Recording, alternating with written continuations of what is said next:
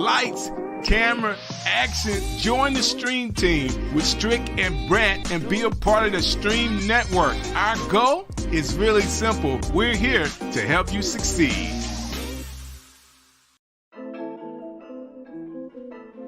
We live?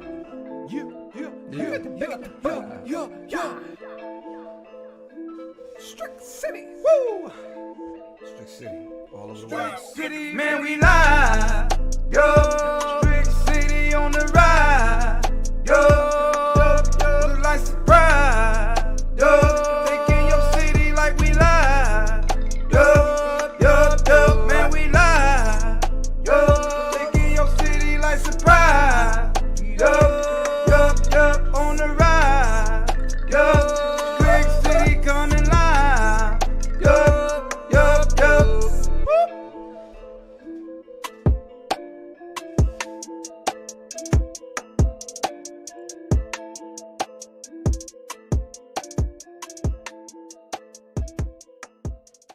Amen. Do I have a show for you today? Listen, I'm so excited about the guest that I have on today, and man, I'm so happy to have him with me. Before I get started, I got to tell you about this. You know, I've been streaming for a while, content creator, and I want to help other content creators, and I'm a part of a conference coming up next week, and I want to give you all the details. So watch this real quick, and I'll be right back with my guest.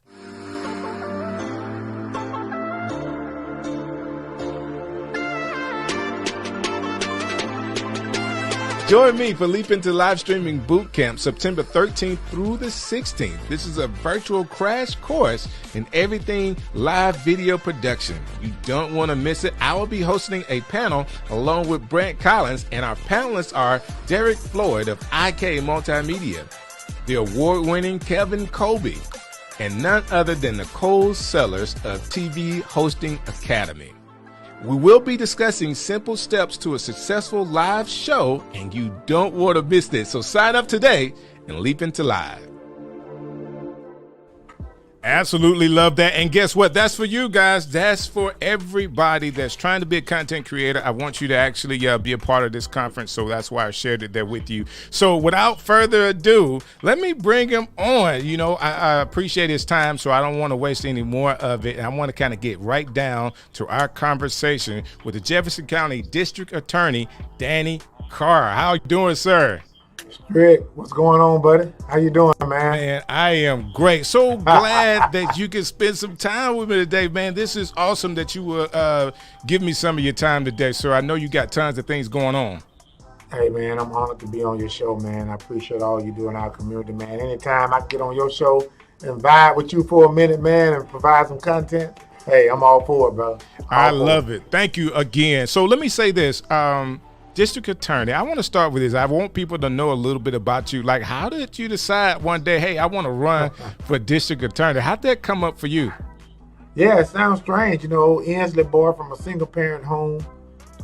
Most of my friends are, you know, currently incarcerated or deceased at this time. I guess it's kind of a divine circumstance, so to speak. In all honesty, Strick, I've always just wanted to be a lawyer.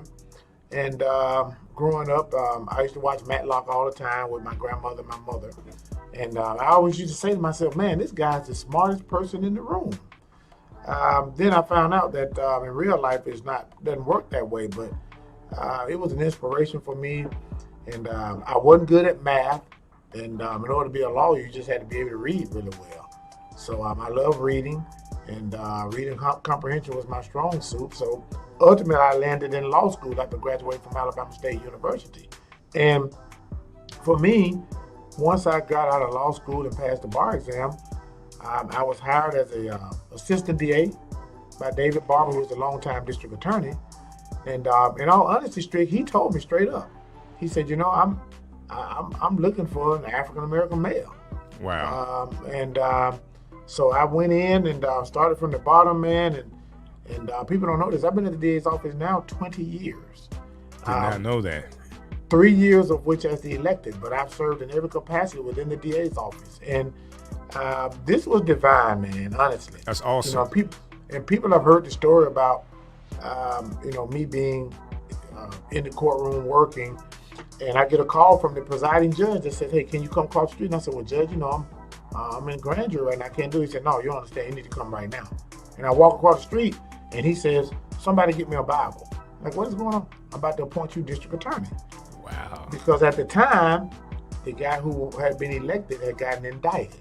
Right. So by law, you can't go a minute without having a DA of a county. Right. So I got appointed, and then the rest is history, man. Then I ended up, of course, having to run for it, and I ran and was successful. But I believe that the Lord was ordering my steps, man, because my goal was to ultimately be a circuit judge, which I was preparing to be. But now I landed in the role as district attorney of the largest DA's office in the state of Alabama, and the first African-American DA in Jefferson County, countywide. Making history. I love it. Man. So it's awesome. Divine, man. Yeah. So I remember when you were running for DA, and I will tell you this, you were everywhere. You did the right thing from a campaign perspective. You did the right thing. Thank you, man. Thank you. But for you to be on my show, this is the second time in this year you're on. You know, a lot of time when it's campaign season, you see the elected officials. Right. And when it's not campaign season, you don't see them. So, you know, this means a lot to me and for the people of Jefferson County that you would still be visible in doing things, because one of the things that the reason why I'm having you on is your work inside of the community, not just as the DA, but as someone that cares about the community. You're actually sponsoring a second chance job fair. Can you tell me about that? Yes, we're sponsoring a second chance job fair with a variety of other individuals. You know, this year, Jim Burke Automotive stepped up, Alabama Career Center, Redemption Earned, Workfaith Birmingham, the Church of Brook Hills, and Creature has also stepped up. But we're having, I think, our fifth job fair since I've been in office. And what's unique about our street is that I know there have been job fairs throughout the county and throughout the state, but ours is focused on second chance. I get it. Individuals that have been touched by the system. If you've been in the criminal justice system, if you're one of our returning citizens from the criminal justice system or from prison, then this job fair is for you. Because that stain of having a felony and all the stuff that comes with it would not be an issue at this job fair. We have over 400 jobs available, and they're livable wage jobs, and the employers will be ready to hire that day. Wow. So this job fair is unique in that perspective, man. And I tell people, if you want to fight crime, you change the trajectory of a person's life. I like that. That person becomes your credible messenger. That person tells young people, you don't want to make the mistake I made. Right. And that person then is the person in the community to say, hey, I'm working now. I'm doing it. This is the road I should have taken. Now I want to tell you not to take that road. Let's travel and let's do the work. So for me, man, you can police a community all you want to. That's right. But you got to change the trajectory and the mindset of those individuals within that community. And that's how you do it, through providing meaningful employment for people who can't find it. So in this case, if you're somebody that has had a hard time finding a job because every time you apply, they ask certain questions on the application that disqualifies you, this job fair is for you. I'm going to throw up the banner one more time for this job fair. Let me see if I can find it here. The banner for it. So it's actually September the 14th. That's Tuesday. Tuesday, September 14th from 10 to 2 at the Boutwell Auditorium. And you see that key code there. You can can put your phone over the top of it if you have the flyer or the electronic version, and go to the website. And what we want to do also is we want to ask all the job seekers to register at secondchancehiringfair.com. Spelled out right under that key code, secondchancehiringfair.com. But if you don't register, still come. You can still take a part in this. And just let me say this too. If you haven't been touched by the criminal justice system, but you need employment and you want to work, that's good. And you found it hard to get employment, please come and take advantage of this opportunity as well. We want to get people to working. We want people to have real jobs with livable wages. Because let me say this, Strick, please, real quick. You know, people ask me about this and why I always talk about livable wages. Why is that important? Oh, it's very important. The reason is because if you got, like for me, I came from a single parent home. Right. And if my mom had to work 3 jobs, then guess what?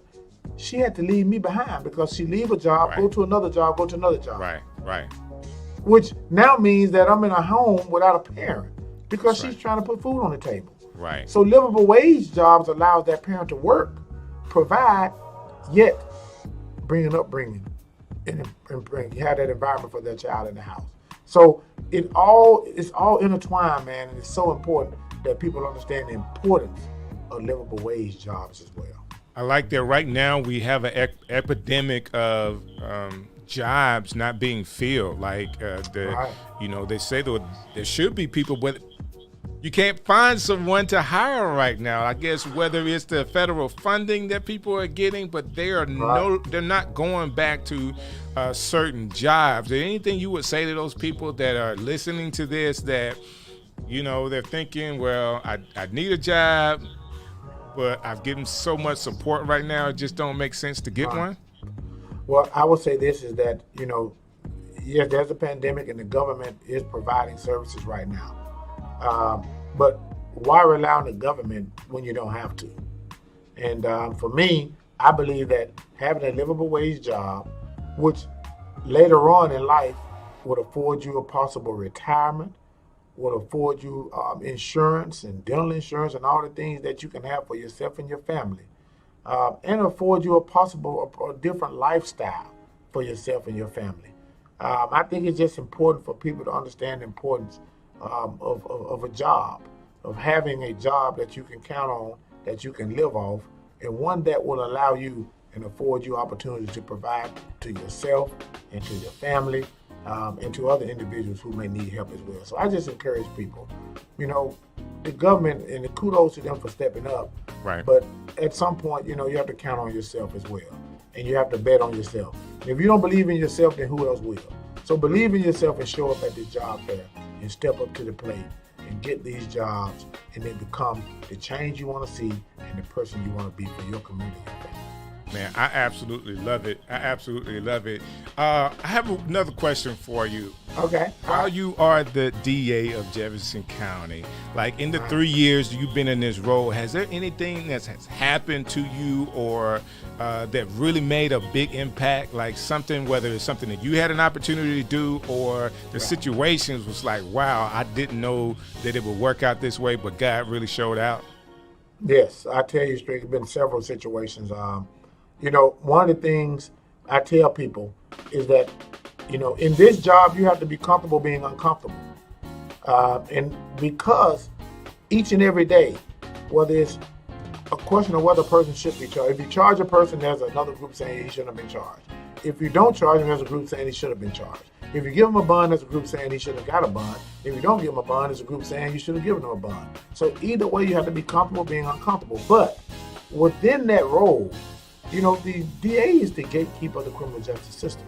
Right. And the DA's job is to make sure that the innocent doesn't suffer, but also that the guilty doesn't go free. So there has to be a balance there. We don't zealously represent or advocate anybody.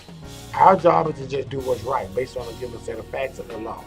And in this instance, some of the things that I've been able to do, and the Lord has given me the vision to do it, is to do things that are not typical for a district attorney, i.e. a second chance job fair. That's right. That's good. DAs have never done that. But now, since I've done this, Strick, there are 2 other elected DAs in the county. Montgomery County has done one and looking at doing another one. And I want to say, I think Calhoun, I forgot the other county, but they've contacted, they want to do one. Wow. But aside from that, our Helping Families initiative, man, that deals with chronic absenteeism, because we know that the pipeline to prison is real. That's and right. People ask me all the time, why do you get involved in that? Well, people don't know this, Strick, but the law said that the district attorney shall enforce school compulsory attendance. It doesn't even say I shall prosecute murder cases, but it said I shall enforce school compulsory attendance. So we decided to do something a little differently to make sure that not only are we enforcing it, but instead of people going to family court, that we're helping them through a multidisciplinary team, getting to the root cause of why something happens, and then providing a remedy so we can help that kid, because you can't help the kid unless you help the family. But lastly, guys who come to this office who've been to the job fair say, man, you changed my life. Wow. The fact that you had this job fair and he bought a copy of his paycheck. And he had his fiance and his daughter with him. And he said, man, I'm about to take them out to dinner. And I just want to thank you because these 18 months that I was out, I've been having a hard time finding a job. But I went to the job fair and I with my head low, and I walked out with my head high, my chest high, and now I'm a man. And things like that, just small things like that mean that not only are you an elected official, but you're an elected official that's making a substantive difference. And when people support you, you should be able to articulate what the substantive differences that you are truly making to help people. So that's what we're doing, man. That's what we're doing. Man, I love it. That's awesome. One last question for you. In regards to the job fair, you deal with people that need a second chance, but at the same time, some of those people may still be dealing with the court system. Does it send a message to them, or could you say something to the person that may be thinking that this is a way to get them caught up again by you being a part of it? Could you speak to that at all? Right. Yeah. And let me say this. That's a great question. For people who, number one, this is an opportunity to make things right, to remedy a lot of wrongs that may have happened in your life, but now to make things right and balance the playing field, so to speak, or level the playing field. But at the same time, I tell people, you have to understand that if you get this job, then you can do things like get the proper ID you need now because you're working. You can go and get yourself in a position where you can get a checking account and you can live a certain type of way that will be productive. But at the same time, because I'm affiliated with this, you cannot and should not, hopefully, continue on the path that you were doing just because you got a job through the Second Chance Job Fair, and that you may have even met me because I'm district attorney. I tell people that I believe in second chance. I believe in helping people. But at the same time, you have to take that initial step. There's a saying that the Lord helps those the Lord helps those who help themselves as well. That's right. That's right. right. And you have to have the faith and belief that you can do whatever you want to do if you believe you can. I often tell young people, what I tell them, you don't have to move the mountain. Just give me the strength to climb it. Gotcha. And why is that so important? Because some people will see the obstacles and think that, this is another obstacle. It's not meant for me. I can't make it. I'm just a person, a guy or girl who just going to have to suffer through life. Not really. Not if you have the faith and you take those necessary steps to pull yourself up from your bootstraps and understand that you can be whatever you want to be, regardless of your circumstances, regardless of where you come from. Because you're looking at a guy that's from Ensley, Birmingham Public School System, historically black college, unaccredited law school, Miles College School of Law, and people say that I shouldn't be here. But I never believed those naysayers. I worked my tail off, I pounded that pavement, and I did what I had to do to get to this point. And I want to be that inspiration for the next people. So please come to the job fair, and I'll be there, and I'll talk with you, and I'll do whatever I can to encourage you. I'll go and talk to the employer with you if need be. All you have to do is just show up, and then you and I together, we can show out. I love it. All he says is just show up, guys. At least we can show up, right?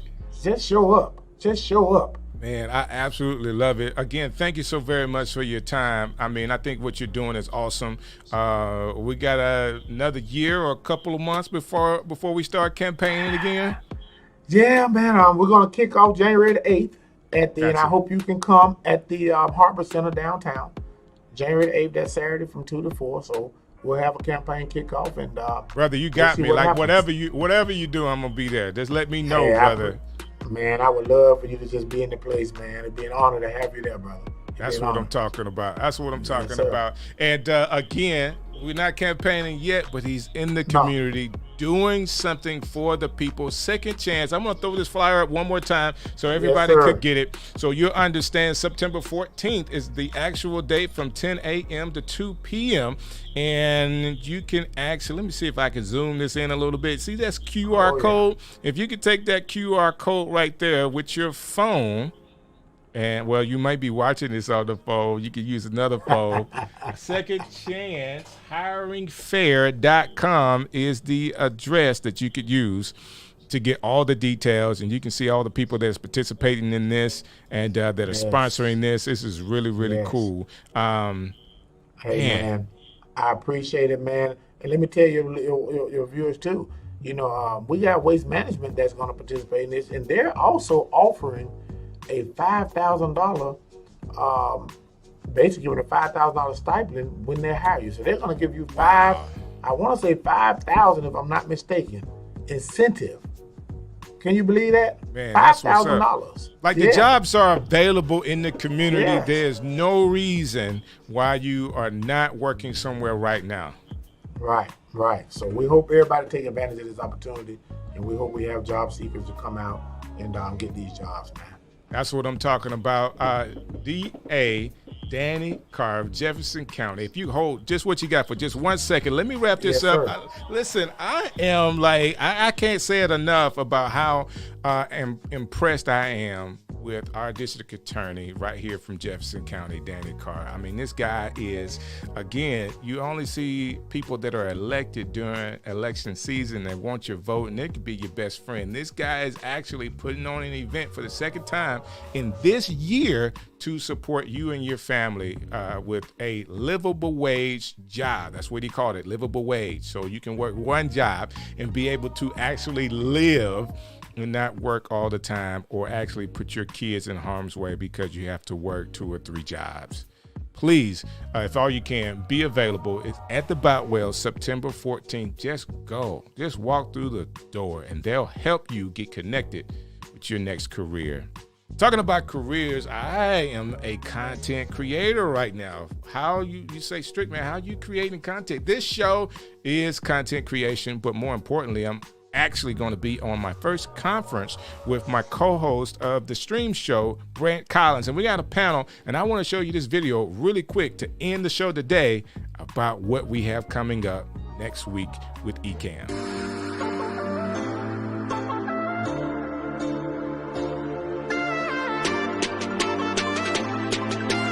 Join me for Leap Into Live Streaming Boot Camp, September 13th through the 16th. This is a virtual crash course in everything live video production. You don't want to miss it. I will be hosting a panel along with Brent Collins, and our panelists are Derek Floyd of IK Multimedia, the award-winning Kevin Colby, and none other than Nicole Sellers of TV Hosting Academy. We will be discussing simple steps to a successful live show, and you don't want to miss this. So sign up today and leap into live.